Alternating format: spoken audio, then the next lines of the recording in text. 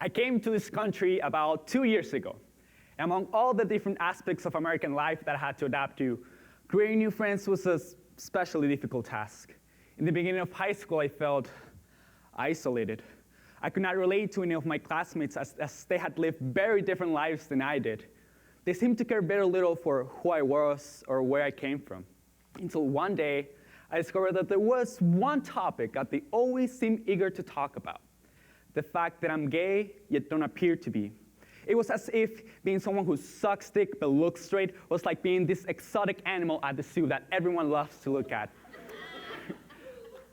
I even used this for a while to attract people and socialize, until one day it dawned to me how unimportant I felt. Everyone saw the exotic animal, but not the person behind it. People didn't care for me, but for my sexual orientation. And that is not to say I am at any level ashamed of it. I just consider my gayness as just a portion of who I am. Driven by this feeling of wanting to be seen as the sum of my parts and not just by a piece of them, I created a poem. And at my school's artistic assembly, I was allowed to perform my work in front of the entire school, where I got a chance to express to them what it was like.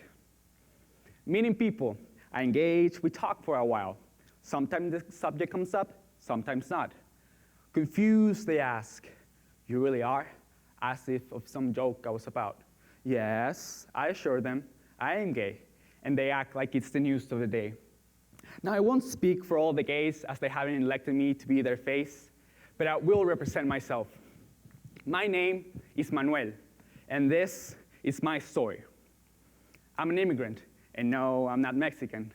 I love to write, as I love to read. Nothing fills me more than to help someone in need.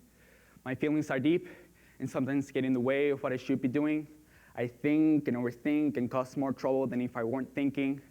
I often feel powerless because stuff happens no matter what I do. I came to this country not wanting to. Although I am grateful for the things I'm allowed to have here. I get to walk outside during the night, to contemplate and be dazzled by the stars and moonlight. I never got the chance to do that alongside my friends, because if we were out past dusk, we were most certain to end up dead long before the darkness had turned to day. Here, I found a family who brought me in, loved me, and accepted me, even though we had never met before. But regardless of all of that, I exited my motherland by force. The air filled with jokes made by the people who out of everything that made fun. Almost everyone with whom I ever felt love, all of which I had to abandon. Walking to school was a daily risk. Taking the bus or the subway was never safe. Children starved to death while their mothers go through the trash for a piece of bread. A piece you could scarcely buy, even if you managed to find some. One of the most marvelous nations of the world, brought to ruins by the ambition of the corrupt. Those who made my brother and I leave behind our family and friends, even our dog, made us flee our home. Before I left, I made a vow, holding tight the ones I love, although now I regret I never hugged them enough. I will return to Venezuela, down in South America.